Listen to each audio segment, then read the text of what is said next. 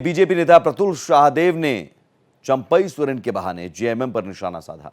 देखें कि जिस तरीके से चंपई सोरेन जी के साथ नाइंसाफी हुई है झारखंड मुक्ति मोर्चा के भीतर, वो बहुत कद्दावर नेता है, बहुत पुराने नेता हैं, शिबू सोरेन जी के समकक्ष हैं और उनके पुत्र हेमंत सोरेन ने उनको बेइज्जत करने में कोई कसर नहीं छोड़ी। उनका बहुत अपमान हुआ। जब हेमंत सोरेन जेल गए तो सिर्फ 5 महीने के लिए इनको मुख्यमंत्री बनाया गया और मुख्यमंत्री के रूप में भी अकेले कार्य करने नहीं दिया गया।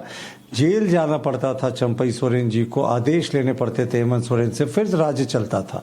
यानी उस समय भी परोक्ष रूप से हेमंत सोरेन ही सरकार चला रहे थे।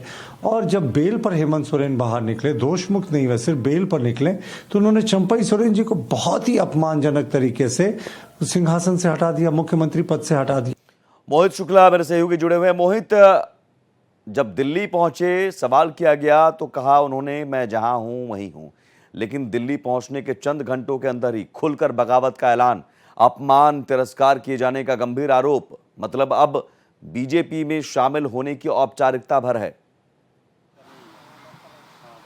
बिल्कुल सही आपने कहा है। और देखिए, इस शाम की और आज की सबसे बड़ी खबर यही है कि चंपई सोरेन के दिल्ली पहुंचने के साथ ही राजनीतिक सरगर्मियां बहुत तेजी से बढ़ी हुई हैं। लोग अभी लगातार उनसे पूछ रहे थे कि आप खुल के बना भी नहीं करते, खुल के इजहार भी नहीं करते और कह दो हमें तुमसे मोहब्बत है या नहीं है, तो खुल के बता दो कि हम तुमसे प्यार नहीं करते, तो खुल के बताओ तो सही कि आप जेएमएम के साथ है कि बीजेपी के साथ जाना चाह रहे हैं, या फिर आपका मन कुछ किसी नए विकल्प की तरफ आप तलाश रहे हैं। खुल के आप बताना भी नहीं चाह रहे थे और शायद यही वजह है कि अब चंपई सोरेन का ट्वीट आ गया है। उन्होंने क्या कहा, यह बड़ा ध्यान देने वाली बात है। दिलचस्प बात यह है, उन्होंने कहा था कि हूल, अभी उन्होंने अपने लेटेस्ट ट्वीट में कहा है कि हूल दिवस के अगले ही दिन मेरे पास मैसेज आया, मुझे बताया गया कि अगले 2 दिनों के आपके कार्यक्रम निरस्त किए जाते हैं। और आप देखिए, विधायक दल की एक बैठक बुलाई गई है, तो वो ये पूछ रहे कि साहब सीएम तो मैं हूं, तो फिर ये बैठक किसने बुला ली। तो बस यहीं से वो खटास पड़नी शुरू हो गई। उसके बाद आप देखिए अगले 2 दिन के कार्यक्रम क्या थे, ये भी मैं आपको बता दूं। उनको दुमका में एक सार्वजनिक कार्यक्रम में जाना था, उसके अलावा उनको नियुक्ति पत्र बांटने थे। तो उन्होंने कहा कि नियुक्ति पत्र बांट के दोपहर में विधायक दल की मीटिंग है, मैं चला आऊंगा।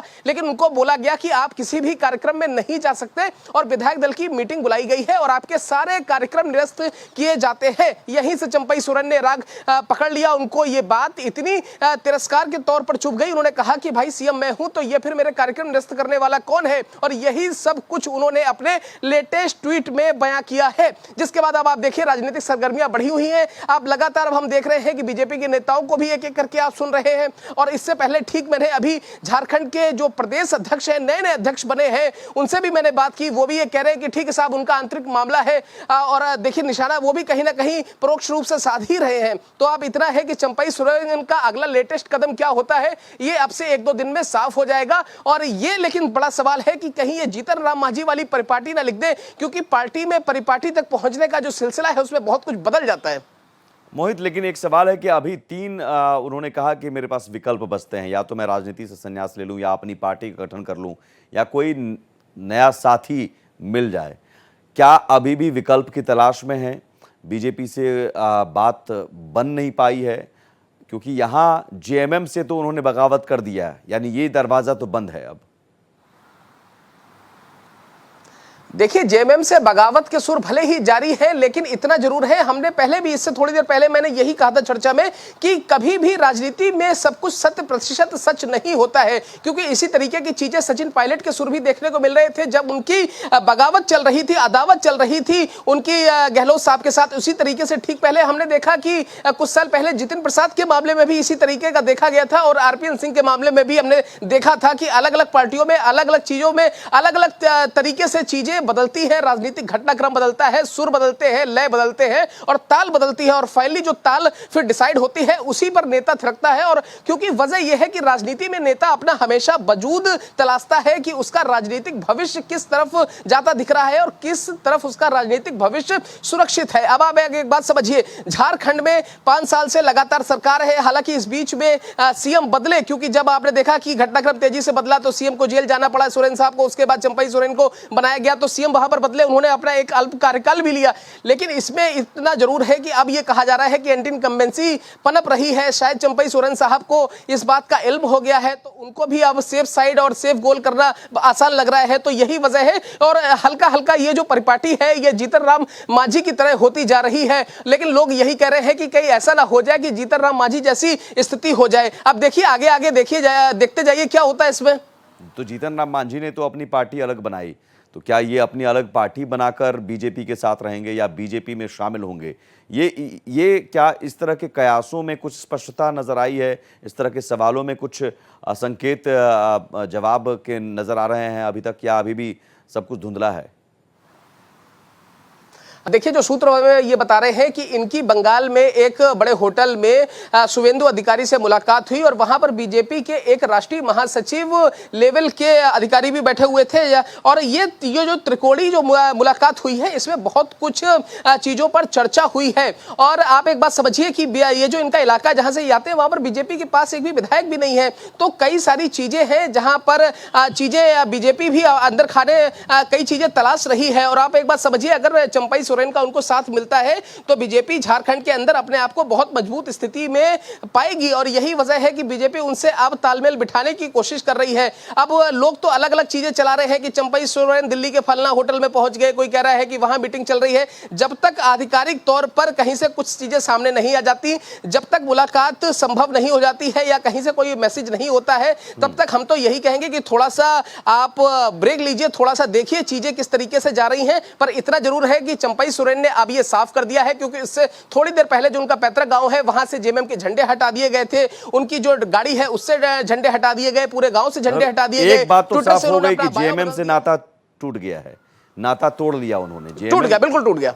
झंडा हटाना, बायो से जेएमएम का लीडर जो लिखा हुआ था वो हटाना, और अब ये पोस्ट अपमान और तिरस्कार के बाद वैकल्पिक रास्ते की तलाश का ऐलान करना, तो एक तरह से जेएमएम से तो नाता उन्होंने तोड़ दिया। अब सवाल ये है कि वो बीजेपी के साथ जाएंगे या अपनी अलग पार्टी बनाएंगे। लेकिन अगर बीजेपी के साथ जाते हैं, बीजेपी चंपई सोरेन को अपने पास बुलाती है, ज्वाइन करवाती है, तो बीजेपी को इसका फायदा मिलेगा, या फिर एक चुनौती ये भी है कि बीजेपी के अंदर भी तो बाबूलाल मरांडी हैं, अर्जुन मुंडा हैं, आदिवासी नेता के तौर पर पहले से ही बाबूलाल मरांडी को भी आपने विलय करवाया था कहीं ना कहीं सीएम पोस्ट का सपना दिखाकर, और अब चंपई सोरेन आ जाएंगे, तो एडजस्ट कैसे किया जाएगा? देखिए यही वजह है कि बीजेपी, आपने बिल्कुल बहुत सही बात कही है, और सही सवाल भी इसलिए मैं कहूंगा कि इसमें कहीं ना कहीं एक कटाक्ष भी है, क्योंकि बीजेपी में लगातार अब ये सवाल उठता जा रहा है कि बीजेपी में भी आप देखिए कि बाहर से आने वाले नेताओं का सिलसिला और अपने नेताओं का, मतलब बाहरी वर्सेस अंदरूनी, जो मतलब जो गुट है बीजेपी में भी दो गुट पड़ा, पर ऐसा नहीं है। और इसका हमने देखा कि हमने राजस्थान में भी इस चीजों को देखा, हमने उत्तर प्रदेश के अंदर भी खासतौर पर देखा पिछले दिनों किस तरीके से सियासी गर्मी वहां पर दिखी, और ठीक इसी तरीके की स्थिति झारखंड में भी अगर बनती है तो कोई बड़ी बात नहीं होगी। आप देखिए पंजाब में भी ये नाराजगी देखने को मिली कि जब रवनीत सिंह बिट्टू को आप कांग्रेस से लेके आए, चुनाव हारने के बाद भी आपने मंत्री बना दिया, आपके बड़े बड़े दिग्गज नेता आपके पास पंजाब कांग्रेस की इकाई में थे, लेकिन उनको आपने तरजीह नहीं दी। तो बीजेपी पर भी ये सवाल उठता है कि मतलब लोकल और जो बाहरी लोग हैं उनमें आप किसको ज्यादा वजन देंगे, ये बीजेपी के लिए बहुत बड़ा सवाल हमेशा से रहा है। लेकिन इतना जरूर है कि अब आप देखिए 5 तारीख के आसपास, 5 जनवरी की वो जो तारीख है, उससे पहले आप वहां पर इलेक्शन होने हैं, यानी कि 5 जनवरी 2025 से पहले झारखंड में इलेक्शन होने हैं। और पिछला भी अगर हम याद करें तो 5 साल पहले जो चुनाव हुए थे वो नवंबर, यानी कि 30 नवंबर के आसपास से शुरू हो गए थे पहला फेज, उसके बाद वो दिसंबर तक चुनाव गए थे। तो यानी कि अब आप ये मान लीजिए कि मुश्किल से 2-3 महीने का वक्त बचा है। इसी बीच में बीजेपी हो, जेएमएम हो, कांग्रेस हो, इनको तैयारी भी करनी है, लोगों से भी मिलना है, अपनी योजनाओं को भी जेएमएम लोगों के बीच में लेकर जाएगी।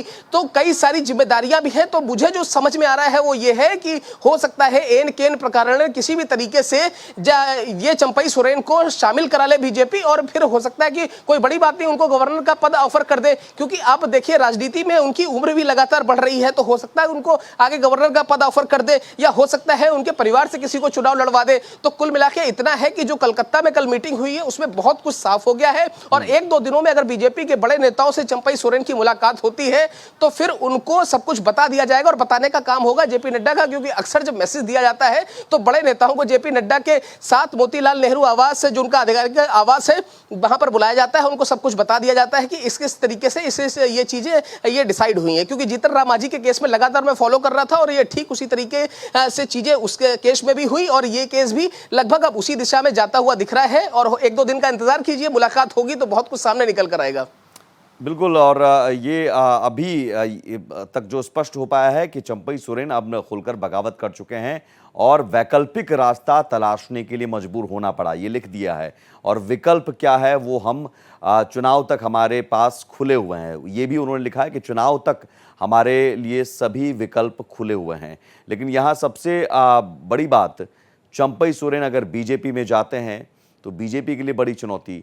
लेकिन सवाल ये है कि क्या हेमंत सोरेन जो जेल से लौटे और सरकार और संगठन पर कहीं ना कहीं एक बार फिर से उनकी पकड़ मजबूत हो, इस लिहाज से उन्होंने चंपई सोरेन को हटाना जरूरी समझा। अब उनके लिए क्या, हेमंत सोरेन के लिए इस स्थिति में क्या वो क्या कर सकते हैं? देखिए, हेमंत सोरेन की तरफ से ऐसा कोई अभी आधिकारिक बयान आया नहीं है, लेकिन इतना जो है सूत्र बता रहे हैं कि वो विधायक, अलग अलग विधायकों से उनकी मुलाकात होनी है। उसके बाद फिर वो पार्टी में एक आंतरिक जो भी निर्णय होगा एक साथ बैठ के लिया जाएगा। और मैं आपको बता दूं कि लगातार जेएमएम की इस पूरे घटनाक्रम पर नजर है और जेएमएम के साथ साथ मैं आपको बताऊं कि कांग्रेस की भी इसमें बहुत ही करीब से नजर है, क्योंकि आज ही कांग्रेस के नए नवेले प्रदेश अध्यक्ष, उनसे मेरी मुलाकात हुई है। उनसे मैं मुलाकात करके झारखंड भवन से जब निकला तो आप ये समझ लीजिए, चाहे कांग्रेस हो चाहे जेएमएम हो, दोनों की ही इस घटनाक्रम पर बहुत तेजी से नजर बनी हुई है। और एक बात मैं आपको बता दूं कि जो लगातार कहीं से ये सुगबुगाहट चल रही है कि सरकार गिरेगी, 22 विधायकों का साथ चंपई सोरेन को है, तो मुझे अभी ऐसा कुछ दिख नहीं रहा है ये, क्योंकि अभी लगातार पिछले आधे घंटे से मैं देख रहा हूं कि ये भी घटनाक्रम काफी तेजी से चल रहा है। तो ऐसा कुछ होने वाला नहीं है, क्योंकि इलेक्शन में अब बहुत कम दिन रह गए हैं, इस तरीके के घटनाक्रम नहीं देखने को मिलेंगे। इतना जरूर है कि चंपई सोरेन अगर बीजेपी का साथ देते हैं, बीजेपी के साथ शामिल होते हैं, तो जेएमएम के लिए थोड़ी सी मुश्किलें बढ़ सकती है। लेकिन अभी भी जो जनता का समर्थन है, जनता का प्यार है, वो जेएमएम के साथ है। और ये बात कांग्रेस भी समझती है, जेएमएम भी समझती है, और आने वाले दिनों में हमें बहुत कुछ देखने को भी मिलेगा। चलिए ठीक है, बहुत शुक्रिया मोहित इस जानकारी के लिए और चर्चा के लिए।